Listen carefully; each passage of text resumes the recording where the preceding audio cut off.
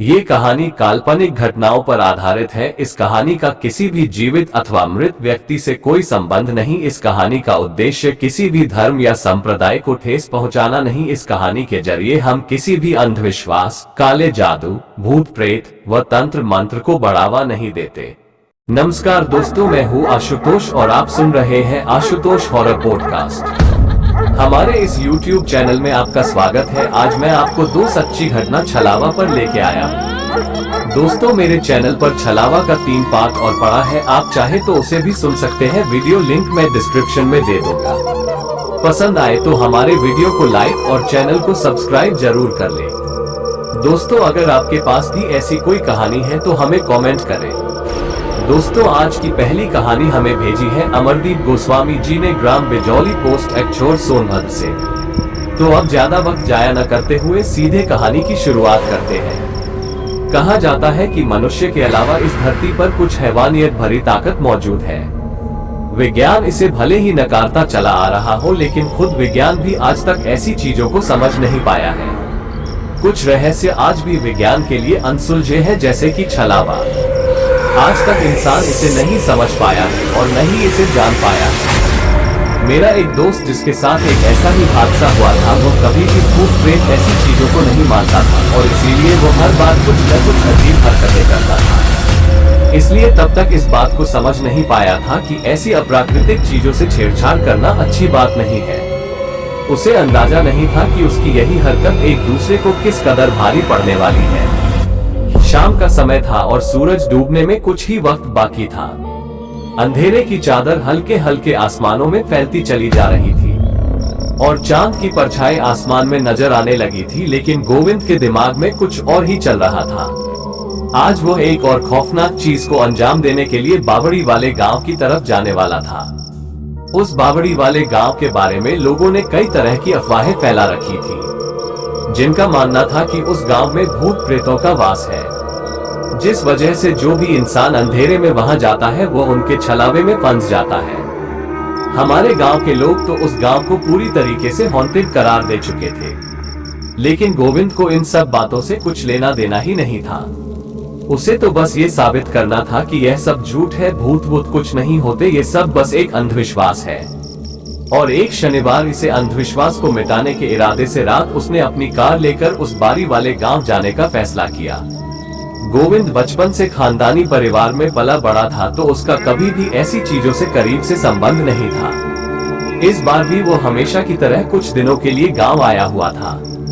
वो जब भी गांव आता था अक्सर अंधविश्वास से भरी चीजों से छेड़छाड़ करता था, जैसे कि कंकाल को लात से कुचलना, पीपल के पेड़ से बंधे हुए धागों को खोल देना, इंसान के ऊपर से उतारकर फेंकी हुई चीजों का इस्तेमाल करना, उन्हें तोड़ना मरोड़ना। लेकिन अब तक उसे कोई भी बुरा अनुभव नहीं हुआ था, तो उसका अपने आप पर विश्वास बढ़ता चला गया था। शनिवार की रात थी, 8 बज रहे थे। जैसे जैसे अंधेरा बढ़ने लगा था, आसपास भी सुनसान बढ़ती जा रही थी। गोविंद ने अपनी गाड़ी स्टार्ट की और अपने दोस्त सचिन के साथ उस बावड़ी वाले गांव की तरफ निकल पड़ा था। वही गांव जो भूत प्रेत का अड्डा माना जाता था। सचिन उसके सबसे करीबी दोस्तों में से एक था। वो इस बात से अनजान था कि वो इस वक्त सफर करते हुए किस जगह जा रहा है। गोविंद ने उसे पार्टी का बहाना देकर अपने साथ चलने को राजी कर लिया था। गांव से निकलते वक्त लोगों की थोड़ी बहुत हलचल दिखाई पड़ रही थी, लेकिन जब वो गांव से बाहर निकल गए और बहुत दूर चले गए, तब धीरे धीरे आसपास का सन्नाटा बढ़ता चला गया। अंधेरा और घना होता चला गया। बातों बातों में सचिन के समझ नहीं आया कि वो किस तरफ जा रहे हैं, लेकिन जब भी वो गाड़ी से बाहर देखता उसे कोई इंसान, कोई जानवर नजर नहीं आता था। तो अब उसे भी डर लगने लगा था, जब तक उसे समझ आता कि वो उसी गांव की दिशा में जा रहे हैं जहां भूतों की मौजूदगी का आभास होता है। तब तक बहुत देर हो चुकी थी। तब सचिन ने गोविंद से कहा, भाई ये हम किस रास्ते जा रहे हैं? ये रास्ता हमारे लिए बिल्कुल भी ठीक नहीं है। तुम जानते नहीं क्या, यहाँ से गुजरने की कोई भी हिम्मत नहीं करता।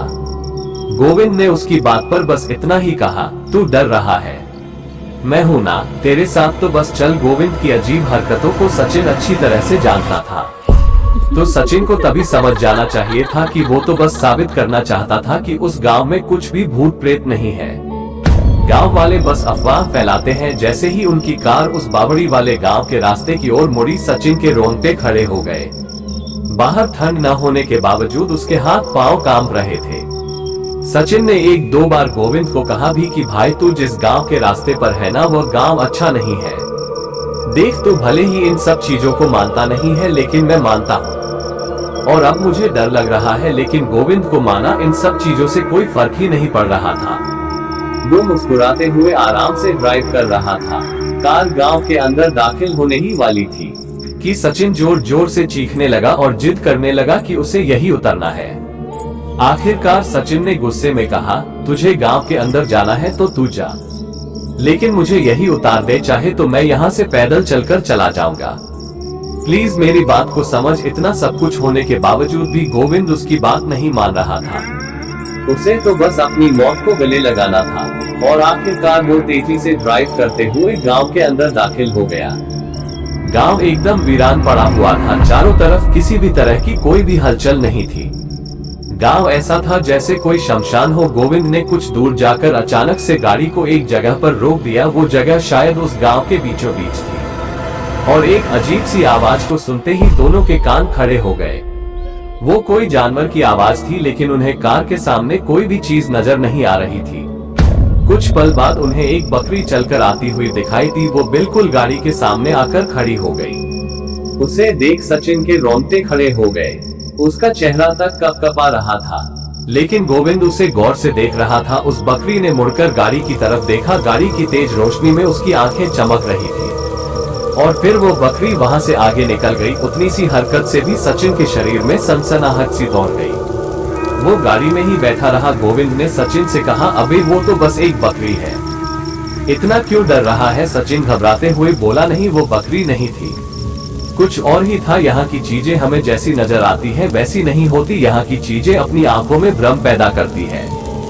जब तक हम उनकी आंखों में नहीं देखते ना तब तक वो हमें कुछ नहीं कर सकती। लेकिन मैंने उस बकरी की आंखों में देख लिया है। गोविंद अभी के अभी चल यहाँ से, प्लीज प्लीज मेरी बात मान या। लेकिन गोविंद ने उसकी बात समझने के बजाय उसका मजाक उड़ाते हुए कहा कि ये भूत भूत कुछ नहीं होता, सब झूठ है। देख बकरी अभी कितने आराम से घूम रही है। और इतना बोलकर गाड़ी से उतरकर बाहर चला गया। गोविंद ने आसपास नजर घुमाकर देखा और एक लंबी सांस ली। आसमान में बादल चांद को घेरने लगे थे। थोड़ी बहुत जो चांद की रोशनी थी वह भी कम होती जा रही थी। अंधेरा और घना होता हुआ दिखाई दे रहा था। तब गोविंद को अपने पीछे किसी के होने का एहसास हुआ लेकिन जब उसने मुड़कर देखा तो वहाँ कोई नहीं था। वहाँ तो किसी भी इंसान का नामो निशान तक नहीं था। ये देखकर वो भी एक पल के लिए चौंक गया। गोविंद ने वहीं आसपास देखते हुए अपने दोस्त को आवाज दी लेकिन सचिन का कोई जवाब नहीं आया। गोविंद ने दोबारा उसे आवाज दी, सचिन बाहर आ जाओ, देखो कितनी ताजी हवा है बाहर। इस बार भी सचिन का कोई जवाब नहीं आया। तो गोविंद ने झुककर कार के अंदर देखा, सचिन कार में नहीं था। ये देखकर गोविंद डरने की बजाय अपने आप में ही हंसने लगा और वो थोड़ा चिल्लाते हुए बोला, अब मैं इन सब चीजों से डरने वाला नहीं हूँ, चल बाहर आ जा। पर वहाँ सन्नाटे के सिवाय कुछ भी नहीं था। गोविंद ने महसूस किया कि ठंड अचानक से बढ़ने लगी है। उसने गाड़ी के सभी दरवाजे खोलकर देखा लेकिन उसका दोस्त अंदर कहीं भी नहीं था। उसने झुककर गाड़ी के नीचे ऊपर सब तरफ देखा पर वो कहीं नहीं था। तब गोविंद को ये बात अजीब लगी क्योंकि इतने कम वक्त में वहां से भागकर कहीं भी छुपना नामुमकिन था। और वो इतना तो जानता था कि सचिन डरपोक है तो गाड़ी से निकलकर बाहर जाने की वो कभी भी हिम्मत नहीं करेगा। गोविंद टॉर्च लेकर कार के पास ही खड़े होकर आसपास देखने की कोशिश की। आसपास सन्नाटे के सिवाय कुछ भी नहीं था और तभी उसी सन्नाटे को चीरते हुए किसी के जोर जोर से चीखने की आवाज गोविंद के कानों पर पड़ी। एक पल के लिए गोविंद का शरीर कांप उठा। एक अजीब सी सनसनाहट उस ठंड में भी उसके शरीर में दौड़ गई। वो अपने आप को लाख समझा रहा था कि यह सब झूठ है लेकिन उस सन्नाटे में कुछ गूंजती हुई आवाज ने गोविंद को पहली बार अंदर तक डरा दिया था। गोविंद उस आवाज को भली भांति जानता था। वह आवाज किसी और की नहीं बल्कि उसके दोस्त सचिन की थी।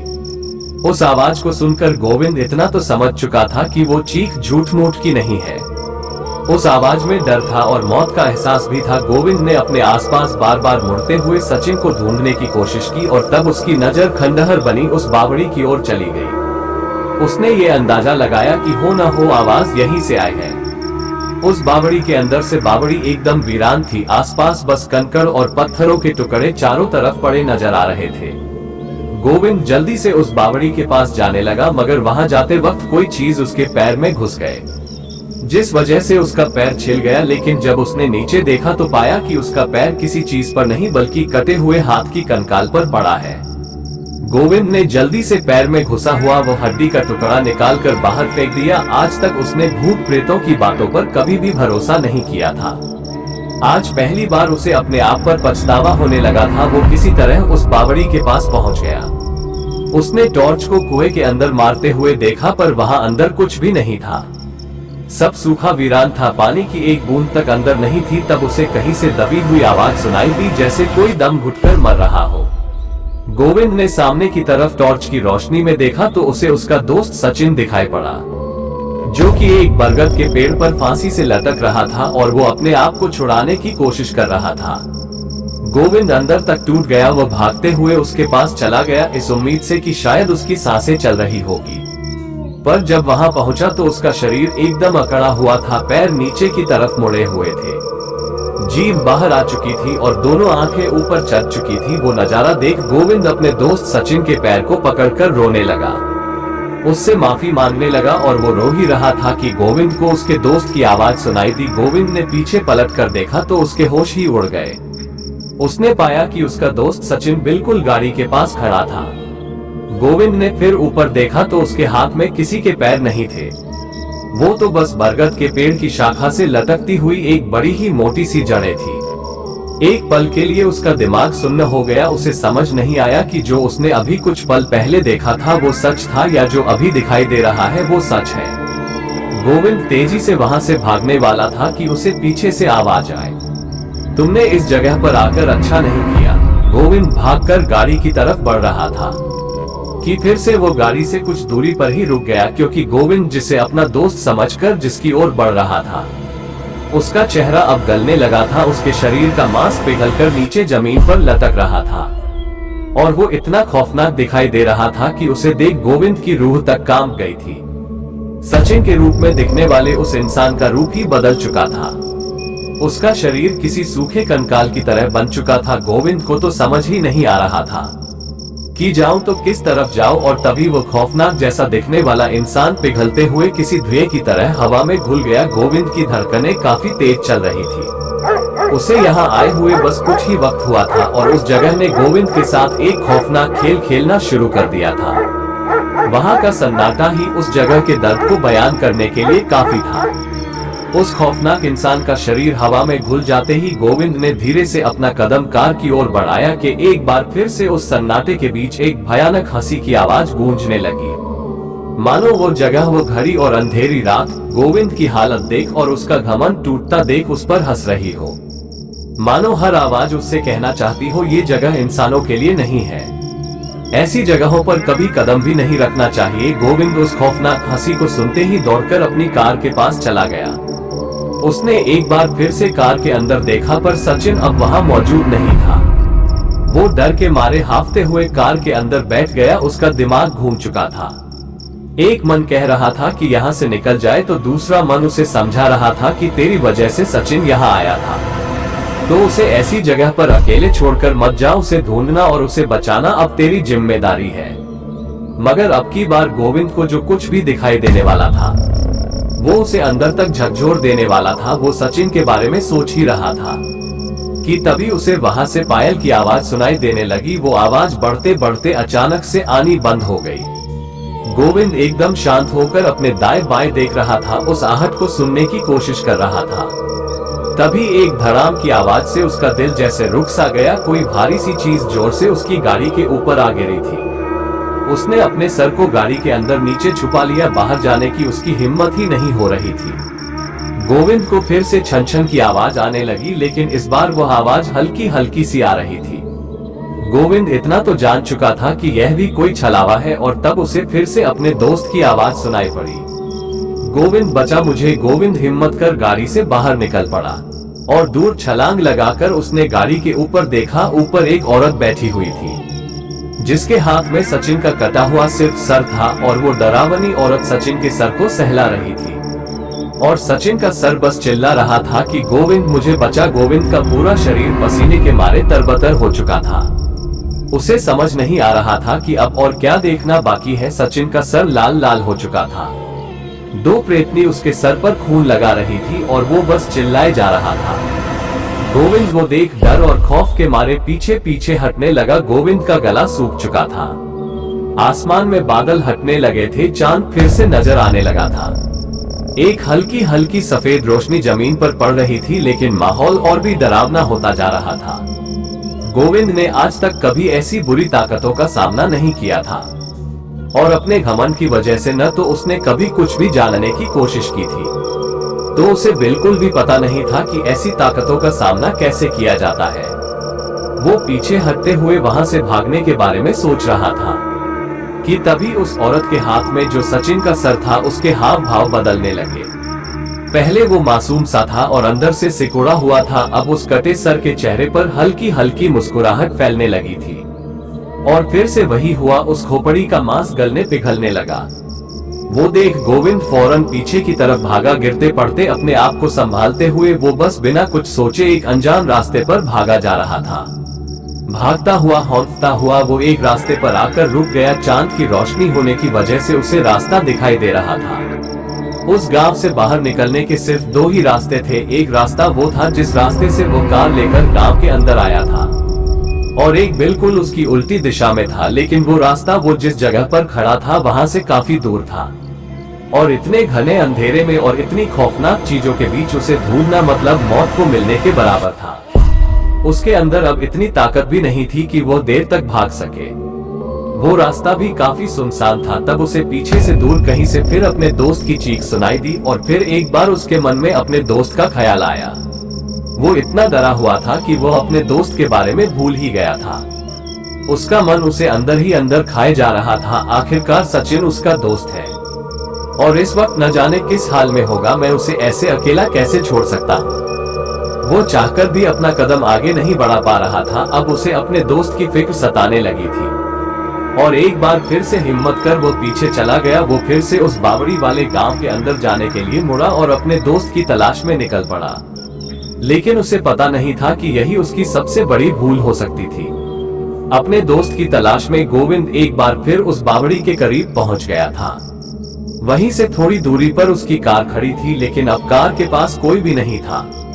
फिर से बिल्कुल वैसा ही माहौल था। सब तरफ एकदम शांत और गहरा सन्नाटा था, जैसे कोई तूफान आने वाला है। गोविंद को भले ही यह पता नहीं था कि वो जगह एक छलावा है, लेकिन एक बात को समझ चुका था कि उसे किसी भी तरह अपने दोस्त की पहचान करनी है। अब तक उसने जिस जिस चीज को देखा था वो सब एक भ्रम था। वहां की वो बुरी ताकतें उसे अपने जाल में फंसाने के लिए कुछ भी कर सकती है। उसे बस अपने दिमाग पर भरोसा करना है और डर पर काबू रखना है। तब उसे अपने दोस्त सचिन की बात याद आ गई कि जब तक हम ऐसी खौफनाक चीजों की आंखों में नहीं देखते वो हमें कुछ नहीं कर सकते। गोविंद ने अपने डर को काबू करते हुए टॉर्च की रोशनी से बावड़ी के अंदर झांक कर देखा और उसने 2-3 बार उसे आवाज भी लगाए, सचिन सचिन सचिन, लेकिन उसका कोई जवाब नहीं आया। उसकी नजर एक बार फिर उसी बरगद के पेड़ की ओर गई और दूसरे ही पल उसने अपनी नजर हटा ली। उस पेड़ से नीचे झूलती जड़ें लटकते हुए मुर्दों की तरह लग रहे थे। गोविंद फिर से हिम्मत कर गाड़ी की तरफ बढ़ा कि तभी उसे पीछे से एक आवाज आई। गोविंद, वह आवाज बहुत ही शांत थी। उस आवाज को सुन के गोविंद ने पीछे मुड़कर देखा तो उससे थोड़ी ही दूरी पर उसका दोस्त सचिन खड़ा था, एकदम शांत और मासूम चेहरे के साथ। गोविंद को अजीब लगा क्योंकि कुछ वक्त पहले जो इंसान इतना डरा हुआ था और खौफ में था, वो इतना सब कुछ होने के बावजूद इतना शांत कैसे हो सकता है। उस घने सन्नाटे में उसकी शांत आवाज उसे साफ साफ सुनाई दे रहे थे। गोविंद, तेरे पास बस थोड़ा सा वक्त है। जान हाथ से निकल जाने से पहले यहाँ से निकल जाओ। यहाँ बहुत ही बुरी ताकतें हैं जिनका तू सामना नहीं कर सकता। गोविंद अपने दोस्त सचिन की ओर बढ़ने वाला था कि उसने फिर कहा, नहीं आगे मत बढ़, मैं जिंदा नहीं हूँ, मैं कब का मर चुका हूँ।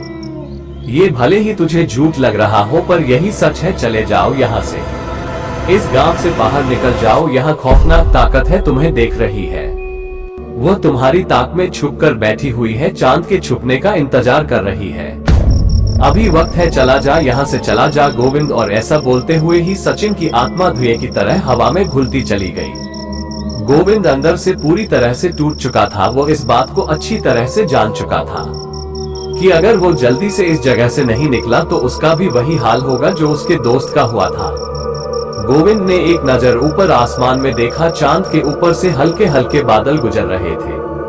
वो जल्दी से जाकर अपनी कार में बैठ गया। उसे अपने आसपास से हंसने की आवाजें आने लगी, लेकिन गोविंद ने उन आवाजों की तरफ ध्यान नहीं दिया। उसने कार को स्टार्ट किया और कुछ ही देर में उस गांव से दूर निकल गया। काफी दूर जाने के बाद गोविंद ने एक रास्ते पर शांत जगह देखकर गाड़ी को रोक दिया और अपने दोस्त को याद कर गोविंद अकेले ही जोर जोर से रोने लगा। उसके अगले दिन गांव के लोगों ने सचिन की डेड बॉडी ढूंढने की नाकाम कोशिश की, लेकिन उसकी लाश कहीं नहीं मिली। वो गांव सचिन को निगल चुका था। गोविंद आज भी अपने दोस्त की मौत के लिए खुद को जिम्मेदार ठहराता है, और यही सच है। अगर वो ऐसी खौफनाक चीजों से दूर रहता तो शायद उसे आज ये दिन न देखना पड़ता। तो दोस्तों, चलते हैं अपनी दूसरी घटना की ओर, जो हमें श्रीनिवास जी ने मध्य प्रदेश से भेजा है। नमस्कार, मेरा नाम श्रीनिवास है और मैं मध्य प्रदेश का रहने वाला हूँ। यह उस वक्त की बात है जब मैं आंध्र प्रदेश में जॉब करने गया था। तब मेरा एक दोस्त वह मुझसे मिलने आया था और मेरे साथ हुई यह घटना उस दिन की है जब मैं अपने दोस्त सुधाकर के साथ उसे छोड़ने स्टेशन जा रहा था। मेरा दोस्त तब चित्तू स्टेशन से वापस अपने घर जाने वाला था। हम जिस रिक्शा में बैठे थे उसका ड्राइवर शायद नया था, तो वो हमें स्टेशन ले जाने के बजाय थोड़ा गलत साइड में लेकर चला गया। बातों बातों में हमने तब ज्यादा ध्यान नहीं दिया, सोचा कि किसी दूसरे रास्ते से ले जा रहा होगा।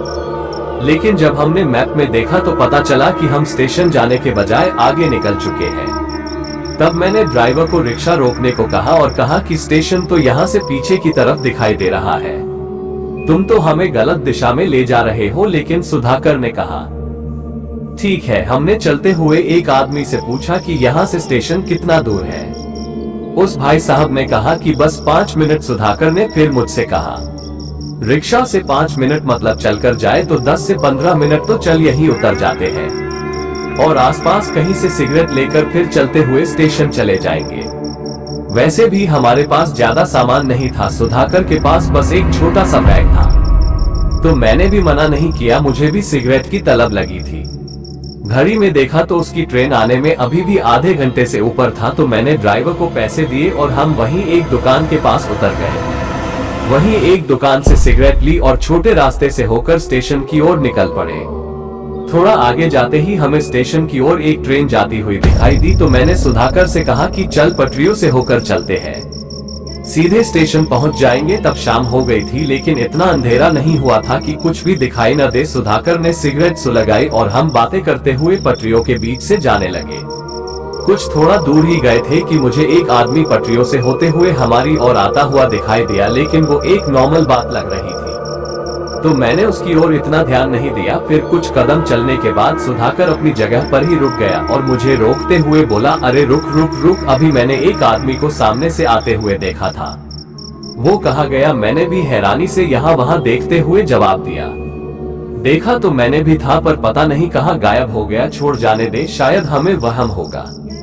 और ऐसा कहकर हम फिर से चलने लगे। हम भी थोड़ी दूर ही गए थे कि हमने देखा कि वो आदमी जो हमें पटरियों से आता दिखाई दे रहा था, उसी जगह के आसपास बहुत सारा खून नजर आ रहा था। मैंने सुधाकर से कहा, वहाँ इतना सारा खून है? सुधाकर ने अपने मुंह पर हाथ रखते हुए कहा, छोड़ यार, खून देखकर मुझे उल्टी आ जाती है। और ऐसा कहकर उसने अपना मुंह फेर लिया। तो मैंने सुधाकर से कहा कि इस लिहाज से मुझे कुछ ठीक नहीं लग रहा। तब सुधाकर ने मेरी शर्ट को खींचते हुए कहा, अरे मैंने अभी उस आदमी को फिर से देखा, वो उस खंभे के पीछे छिपकर हमें ही देख रहा है। मैंने सुधाकर के हाथ को पकड़कर आगे खींचते हुए कहा, चल यहाँ से जल्दी से निकल यहाँ से। हम दोनों तेजी से चलने लगे, पर कुछ दूर जाने पर मुझे भी आगे खंभे के पीछे वह आदमी दिखाई दिया जो एक इलेक्ट्रिक पोल के पीछे छुपकर हमें देख रहा था। तब मैं उसका आधा चेहरा देख पाया, उसकी एक आंख एकदम लाल थी। उसे देख मैं तेजी से चलने लगा, पर आगे जाने के बाद मैंने महसूस किया कि सुधाकर मेरे पीछे नहीं है। मैंने मुड़कर देखा तो सुधाकर पीछे पटरियों के बीच पड़ा हुआ था। मैंने अपने आप से ही कहा, अबे अब इसे क्या हो गया? मैं दौड़कर उसके पास चला गया तो वह किसी मुर्दे की तरह बस पड़ा हुआ था। उसमें न कोई हलचल थी और न ही वो सांस ले रहा था। मैंने उसे जोर जोर से हिलाया, सुधाकर यार क्या कर रहा है? नाटक मत कर, चल यहाँ से। मैंने उसके हाथ को पकड़कर उसे उठाने की कोशिश की, लेकिन उसका शरीर किसी मुर्दे की तरह हो गया था। मुझे समझ नहीं आ रहा था कि उसे सच में कुछ हुआ है या नाटक कर रहा है। तभी मुझे दूर से एक ट्रेन आती हुई दिखाई दी। मैं उसे जोर जोर से खींचने लगा, लेकिन मैं उसे खींच भी नहीं पा रहा था। ट्रेन और नजदीक आ रही थी, पर सुधाकर में कोई हलचल नहीं थी। मैं खींचते हुए उसे बस उठाने की नाकाम कोशिश कर रहा था और ट्रेन हमारे और नजदीक आती जा रही थी। आखिर ट्रेन हमसे बस 2 या 300 मीटर की दूरी पर होगी। मैं हारकर वहां से हटने ही वाला था कि तभी उसने मेरा हाथ पकड़ लिया। मैंने देखा कि सुधाकर ने मेरे हाथ को कसकर पकड़ रखा है, इतना कि मैं अपनी जगह से हिल तक नहीं पा रहा था। मैंने चिल्लाते हुए उससे कहा, सुधाकर कहीं तू पागल तो नहीं हो गया? क्या कर रहा है? छोड़ मुझे। और उसी वक्त उसने अपनी आंखें खोली। वो बिल्कुल लाल लाल चमक रही थी और मौत के डर से मेरे पूरे शरीर में एक सनसनाहट सी दौड़ गई। वो आंखें उसी आदमी के जैसी थी जिसे मैंने खंभे के पीछे खड़ा देखा था। ट्रेन अब हमारे बहुत करीब आ चुकी थी। बस कुछ ही पल में वो मुझे और उस आदमी को रौंदकर आगे निकल जाएगी कि तभी किसी ने मुझे जोर से लात मारी और मैं दूसरी तरफ जा गिरा। उसके बाद मुझे बस ट्रेन की आवाज सुनाई दे रही थी। कुछ सेकंड्स में ट्रेन वहां से गुजर गई। मैंने आसपास देखा तो वहीं मेरी बगल में सुधाकर पड़ा हुआ था और उसकी सांसें तेज चल रही थी। मैं जिंदा बच गया था। तभी सुधाकर ने कसकर मुझे जोर का थप्पड़ मारा। पागल हो गया था तू? कुछ सुनाई नहीं देता क्या? मैं नहीं आता तो मर जाता तू। मैंने हैरान होकर कहा, मैं तो तुझे बचाने आया था। तो सुधाकर ने फिर से मुझे मारते हुए कहा, अबे मैं तो तेरे आगे चल रहा था। पीछे मुड़कर देखा तो पटरियों के बीच ऐसे खड़ा था जैसे मरना चाहता हो। तब मुझे थोड़ा शक हुआ कि मैंने जिसे देखा था वो सुधाकर नहीं था, बल्कि सुधाकर की शक्ल में कोई शैतान था जो हमें कुछ देर पहले नजर आया था और वो मुझे मारना चाहता था। इस अनुभव के बाद हम दोनों स्टेशन चले गए। तब मैंने सुधाकर को बताया कि मैंने ऐसा क्यों किया था और इसके बाद वहां के लोगों ने मुझे बताया कि वो स्टेशन भूतिया स्टेशन के नाम से मशहूर है। वहां अक्सर लोगों को अजीब अजीब से अनुभव आते हैं। मैं बाल बच्चा था। कभी कभी हमारी छोटी सी गलती एक बड़ा रूप ले लेती है। हम लोग सही रास्ते से भी स्टेशन जा सकते थे। मैं आज भी जिंदा हूँ। आज मैं इस चैनल के माध्यम से अपना एक्सपीरियंस शेयर कर सका हूँ। इसलिए कोई भी फैसला बिना सोचे समझे ना ले। जीवन बहुत अनमोल है, एक ही बार मिलता है। तो दोस्तों, कैसी लगी हमारी आज की कहानी हमें कमेंट में जरूर बताएं। हमारी वीडियो को लाइक और चैनल को सब्सक्राइब जरूर कर ले। धन्यवाद।